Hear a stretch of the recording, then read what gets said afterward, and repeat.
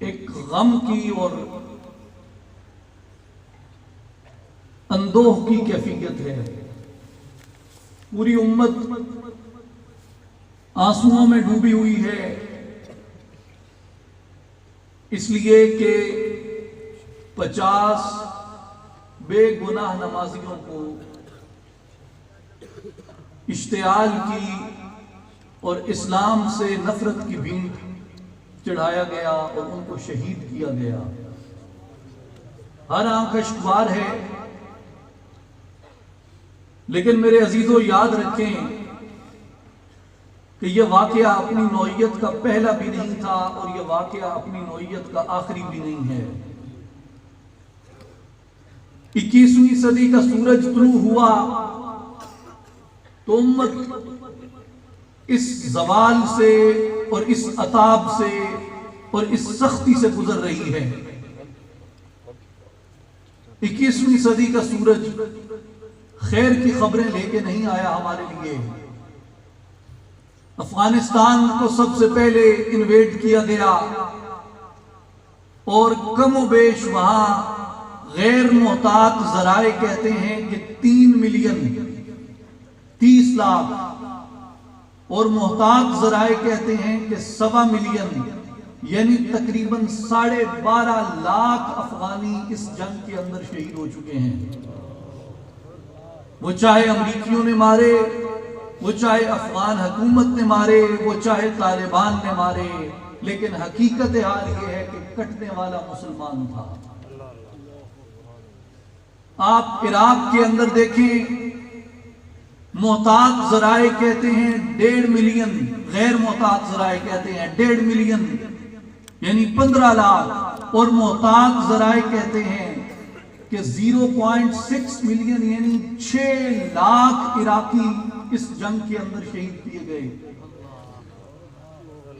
Libya میں ایک سر پھرا تھا معمر القذافی، وہ لیبین قوم کو، لیبیا کے باشندوں کو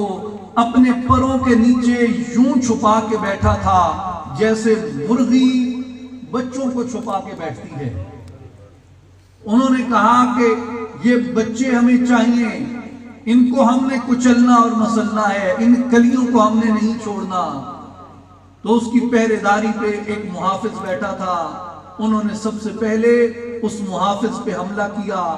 قبائلی جنگ مسلط کی، اور کرنل معمر القذافی کو مارنے کے بعد آج کا لیبیا آپ جا کے دیکھیں،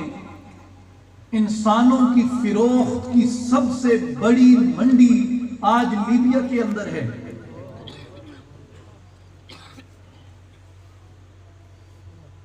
یہ میں اپنی طرف سے نہیں کہہ رہا، نہ میں کسی پاکستانی اخبار کو نقل کر رہا ہوں، میں نیو یارک ٹائمز کی آپ کے ساتھ ان کے تجزیات شیئر کر رہا ہوں. واشنگٹن پوسٹ، انڈیپینڈنٹ، گارڈین، یہ سبھی اخبارات یہ باتیں لکھ رہے ہیں. اس کے بعد کشمیر کے اندر تو ظلم روکا ہی نہیں. آپ اگر کبھی کشمیری عورتوں کے، کشمیری بچوں کے چہرے دیکھیں، کون لوگ ٹارگٹ ہوئے؟ زیادہ تر نوجوان طبقہ، اور وہ کشمیری جو کالج جاتے تھے، جو یونیورسٹیوں میں جاتے تھے، جن کا عزم تھا ہم بڑے ہو کے ڈاکٹر بنیں گے، اس لیے کہ ہماری کمیونٹی میں آئے روز بھارتی مظالم ہوتے ہیں، ہم ان کی دیکھ بھال کر سکیں گے، ہم انجینئر بنیں گے، ہم وکیل بنیں گے کہ اپنے لوگوں کا مقدمہ لڑ سکیں. لیکن وہ نوجوان وکلا، وہ نوجوان ڈاکٹر، وہ نوجوان انجینئر، وہ نوجوان جو باقی علوم کے اندر پڑھنے کے لیے جانے کی خواہش رکھتے تھے، بیٹے بھی اور بیٹیاں بھی، ان کو پیلٹ گنیں ماری گئی. پیلٹ گن وہ ہوتی ہے جس کے اندر بہت زیادہ مقدار کے اندر، جسے ہم اپنی زبان میں چھرا کہتے ہیں، بہت چھوٹے چھوٹے باریک چھرے ہوتے ہیں جس کو وہ چہرے کے اوپر فائر کرتے ہیں. اور جیسے آپ اندازہ لگائیں کہ تیتر ہوتا ہے، آپ تیتر کو آپ اگر کارتوس چلاتے ہیں 8 نمبر کا، اور تیتر آپ کے سامنے 6 میٹر کے فاصلے سے گزر رہا ہے، آپ اس کو 8 نمبر کا چھوڑیں، آپ اس کو 12 نمبر کا اگر کارتوس لگاتے ہیں تو آپ سوچ سکتے ہیں کتنی مقدار میں چھرے اس چھوٹے سے تیتر یا بٹیر کے جسم میں پیوست ہو جاتے ہیں. وہ ایک چہرے کو ٹارگٹ کر کے کشمیریوں کے چہروں پہ مارے گئے. وہ بینائی کھو بیٹھے, وہ سماعت کھو بیٹھے, وہ زبانیں کھو بیٹھے, وہ اپنے چہرے کھو بیٹھے, صرف کس پاداش کے اندر؟ لا الہ الا اللہ محمد رسول اللہ کہنے کے جرم کے اندر. فلسطین کے اندر آپ دیکھیں, جو 2014 میں اسرائیل نے فلسطین کے اندر جو غزہ کی پٹی پہ جو بمبارڈمنٹ کی ہے, 23 دن تک بمبارڈمنٹ غزہ کے اندر ہوتی رہی, لیکن کسی اسلامی حکمران کو سوائے رجب طیب اردگان کے, کسی اسلامی حکمران کو یہ توفیق نہ ہوئی کہ وہ صرف حرف مذمت کہہ دیتا. 23 دن بعد او آئی سی کو خیال آیا, او آئی سی کا اجلاس ہوا اور انہوں نے کہا کہ ہمیں بڑا افسوس ہے جو کچھ غزہ میں ہوا. ساحل پہ تماشائی ہر ڈوبنے والے کا, افسوس تو کرتے ہیں امداد نہیں کرتے. انہوں نے افسوس کا کہا, اور وہ بھی اتنا کہ ہمیں دکھ ہے کہ اتنی جانیں ضائع ہو گئی. میرے عزیزوں, اس کے بعد آپ دیکھیں جو کچھ مسلمانوں کے اوپر سختیاں مغرب میں ہوئیں. یہ درست ہے کہ ہمارے ہاں بھی کچھ نادان لوگ ہیں, یہ درست ہے کہ ہمارے ہاں بھی بعض لوگوں کے رویوں میں شدت ہے, یہ درست ہے کہ ہمارے ہاں بھی بعض لوگ بندوق کے زور پہ زیادہ یقین رکھتے ہیں. لیکن آپ مجھے بتائیں ان کی ہماری سوسائٹی کے اندر کیا قبولیت ہے؟ آج بھی اس ملک کا نہیں, اس خطے کا نہیں, اس پوری امت اسلامی کا جو شرق کا غرب پھیلی ہوئی ہے, سواد اعظم کون ہے؟ لیکن وہ اتنے بڑے پرامن طبقے کو جو اس امت کی اکثریت ہے, اس کو مثال بنانے کی بجائے وہ چند ایک چھوٹے چھوٹے ان چہروں کو پیش کر کے کہتے ہیں کہ مسلمانوں کا مقصد ہی مرنا اور مارنا ہے. اور یہ نفرت پھیلائی گئی, اور کنہوں نے پھیلائی؟ یہ نفرت ان کے میڈیا نے پھیلائی, یہ نفرت ان کے ایکیڈیمکس نے, ان کے پروفیسروں نے یونیورسٹیوں کے اندر پھیلائی, یہ ان کے پبلشنگ ہاؤسز جو ان کی طباعت کرتے ہیں, اشاعت کرتے ہیں کتب کی, انہوں نے پھیلائی. یہ کس نے پھیلائی؟ یہ ان کا سوشل میڈیا کے اوپر جو ٹائکونز بیٹھتے ہیں, یہ ان کے جو ویب چینلز ہیں, جو ان کے ویب اخبارات ہیں, ان کے اوپر مسلمانوں کے خلاف یہ پراپوگنڈا کیا گیا کہ مسلمان مغرب کو بخشیں گے نہیں, یہ مغرب کو کچلنا چاہتے ہیں. اور باقی تمام مذاہب کے بارے میں یہ کہا گیا کہ یہ تو بڑے پرامن لوگ ہیں, یہ تو امن پسند ہو گئے. آپ کسی مغربی سے پوچھیں کہ بدھ مت کیا ہوتا ہے, وہ آپ کو کہے گا میں زیادہ تو نہیں جانتا, لیکن وہ کوئی پیس لور لوگ ہوتے ہیں, امن سے محبت کرنے والے لوگ ہوتے ہیں. آپ پوچھیں ہندو کون ہوتے ہیں, وہ آپ کو کہیں گے کہ وہ تو یوگا سکھانے والے, امن کے ساتھ ایک دوسرے کے ساتھ رہنے والے لوگ ہوتے ہیں. اور مسلمان کون ہوتے ہیں, وہ آپ کو کہیں گے کہ اور تو ہم کچھ نہیں جانتے, لیکن مسلمان کوئی شدت پسندانہ نظریات رکھتے ہیں اور ہر وقت جنگ و جدال کی باتیں کرتے رہتے ہیں. یہ تصور ہے اسلام کا اور مسلمانوں کا جو انہوں نے وہاں پہ پیدا کیا, جس کا نتیجہ یہ نکلا کہ یہ جو بدبخت جس نے مسجد پہ حملہ کیا, جس نے مسجد پہ حملہ کیا, یہ ایک ہٹلر تھا جس کے اندر مسلمانوں کے خلاف انتقام کا خون کھول رہا تھا. اور یقین جانیے عزیزوں کہ ایسے ہزاروں ہٹلر ان کے میڈیا اور پبلشنگ انڈسٹری نے پیدا کر رکھے ہیں جو ٹائم ٹو ٹائم طلوع ہوں گے اور مسلمانوں کا اسی طرح قتل عام کرتے رہیں گے. اور دنیا کی زبان میں یہ جرأت نہیں تھی کہ اس کو ایکٹ آف ٹیرر کہہ سکیں, کہ یہ دہشت گردانہ حملہ تھا. میں خراج تحسین پیش کرتا ہوں نیوزی لینڈ کی اس خاتون وزیر اعظم کو جس نے ہمت کی, جس نے جرأت کی, اور جس نے اس حملے کو ایکٹ آف ٹیررزم کہا اور اس کو اس نے دہشت گردانہ حملہ کہا. اگر کسی مسلمان سے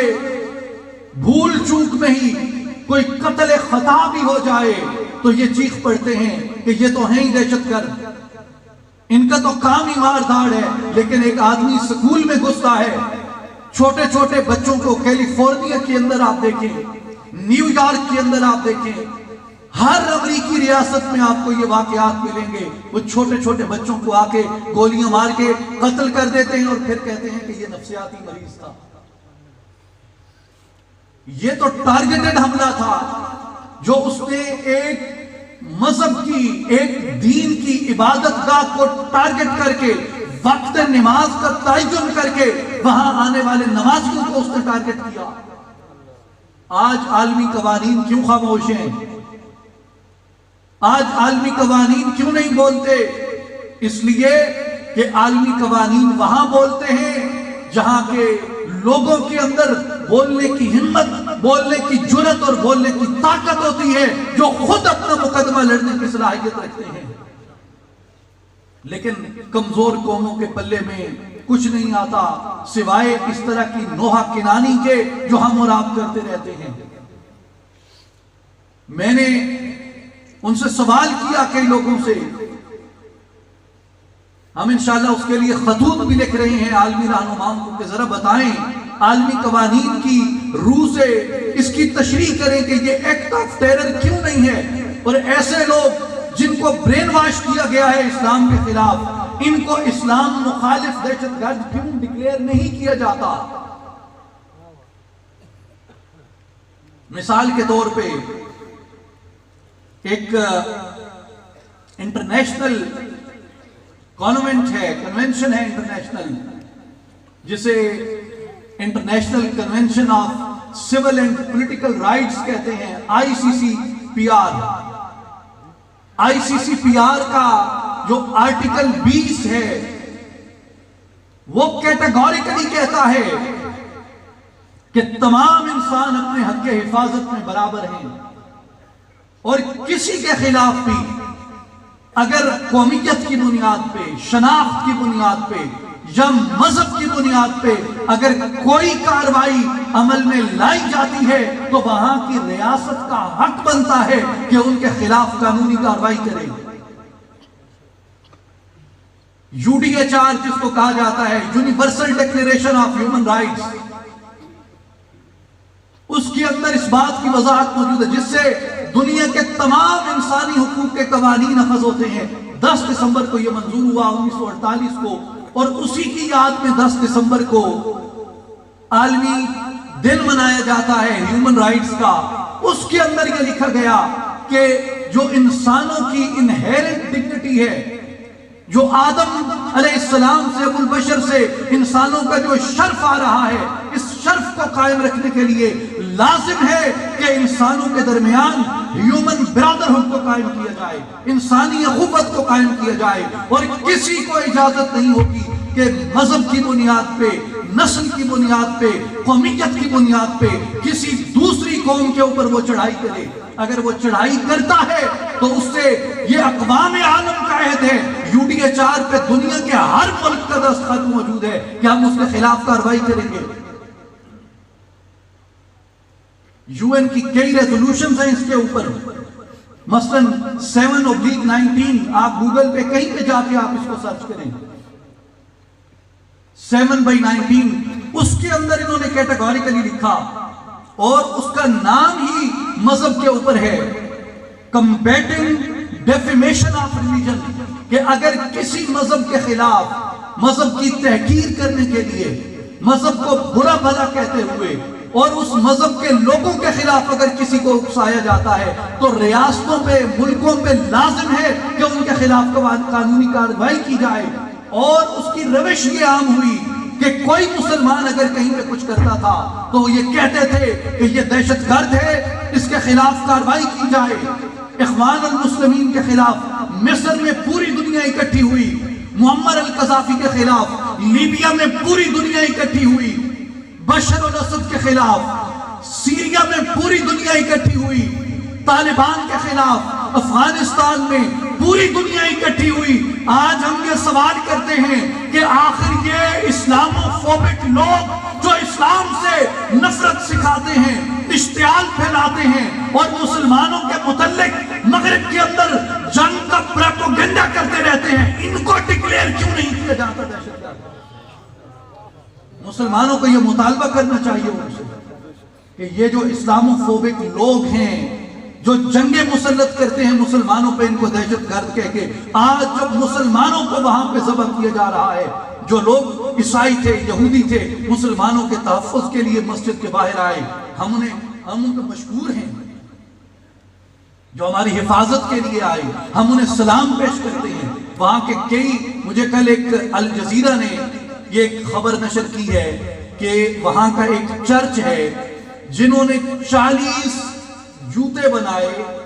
سفید رنگ کے اور انہوں نے وہاں پہ لا کے رکھے جہاں پہ ان شہداء کی یاد میں شمع، کیونکہ وہاں شمع جلانے کا کلچر ہے، تو انہوں نے جہاں شمع جلاتے ہیں وہاں انہوں نے لا کے وہ جوتے اس سمبل کے طور پہ رکھے کہ یہ لوگ عبادت کرنے آئے تھے اور ان کے جوتے خالی رہ گئے، اب ان جوتوں کو کوئی نہیں پہنے گا۔ ہم اس طرح کے ان کے جو جذبات محبت ہیں ہم ان کی تحسین کرتے ہیں، ہم ان کا اعتراف کرتے ہیں، ہم ان کو سلام پیش کرتے ہیں، لیکن وہ لوگ ٹیری جونز جیسے لوگ اور ان کا وہ سارا رائٹ ونگ جو اس اور دم کہہ کے اس کو ہمیشہ آپس میں ڈیوائیڈ کرتا رہتا ہے، یہ ہمارا مطالبہ ہونا چاہیے کہ ان اسلاموفوبک لوگوں کو دہشت گرد ڈکلیئر کیا جانا چاہیے اور اس کو کہنا چاہیے کہ یہ اسلام مخالف دہشت گردی ہے، اور یہ ہے دہشت گردی، اس کے اندر کسی کو کوئی شک نہیں ہو سکتا، نہ اس میں شک و شبہ کی کوئی گنجائش ہوتی ہے، ہو سکتی ہے۔ اقوام متحدہ کا 64واں اجلاس جو 2009 میں منعقد ہوا جنرل اسمبلی کا، اس میں انہوں نے ریزولوشن اڈاپٹ کیا اکتوبر 2009 کے اندر، جس میں انہوں نے کیٹاگوریکلی یہ کہا کہ کوئی بھی چیز اگر کسی مذہب کے خلاف اس کے مذہب کو نشانہ بنا کے اگر کی جاتی ہے تو اس کے خلاف پوری دنیا متحد اور یک آواز ہوگی، جس میں انہوں نے بعض چیزیں کہیں، مثلا وہ یہ کہتے ہیں کہ وائلنس یا اسالٹ، کسی بھی طرح کا اگر تشدد یا حملہ اگر کسی مذہب کے خلاف ہوتا ہے، کسی شخص کے خلاف اس کے مذہبی بلیف کی وجہ سے، ان کے پلیسز آف ورشپ کے اوپر یعنی مقام عبادت کے اوپر، اب مجھے بتائیں کہ کیا مسجد مقام عبادت نہیں ہے؟ اگر مسجد مقام عبادت ہے تو ہم UN کو یہ یاد دلانا چاہتے ہیں کہ آپ کا وعدہ ہے کہ ان کے خلاف دنیا یکجا ہوگی جو کسی بھی مذہب کی عبادت گاہ پہ حملہ کریں گے۔ ہوا ہے آج مسلمانوں کی عبادت گاہ پہ حملہ، مغرب کے وسط میں نیوزی لینڈ کے اندر ہوا ہے، آج کہاں ہے UN؟ آج ان کو کیوں نہیں دہشت گرد ڈکلیئر کیا جاتا؟ ریلیجیس سمبلز کا لفظ کہا گیا، ہمارے میناروں کے اوپر برسلز میں اور مغرب کے کئی ممالک میں پابندی لگائی گئی۔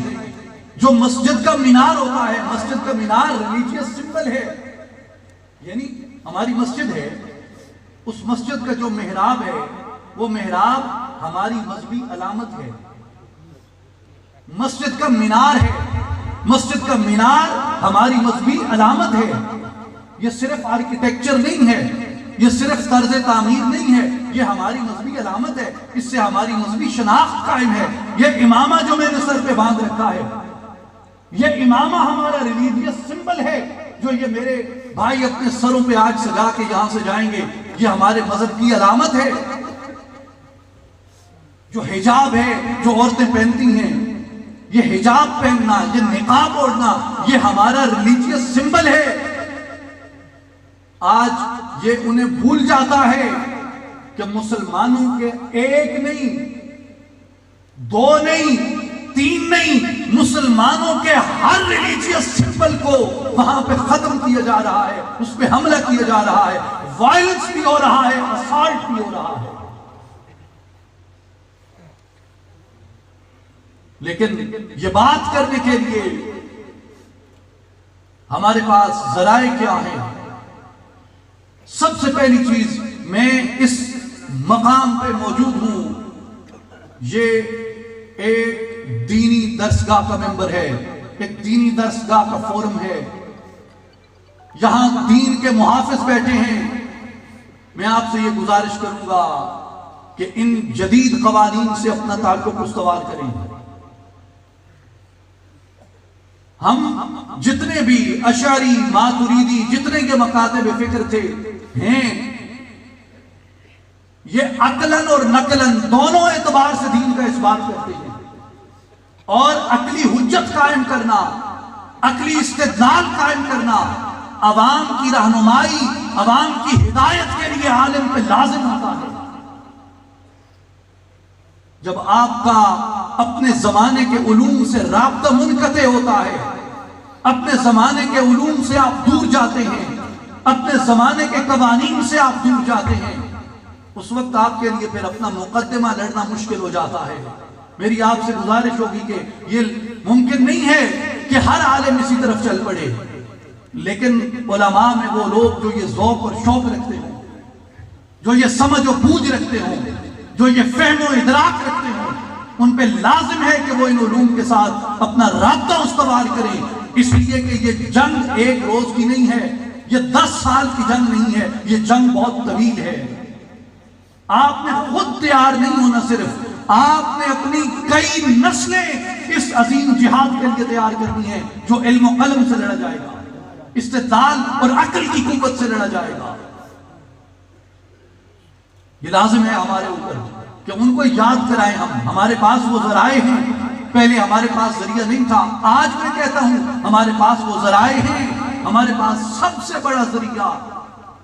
سوشل میڈیا ہے۔ یہ تمام شکیں جو میں نے آپ کو عرض کی،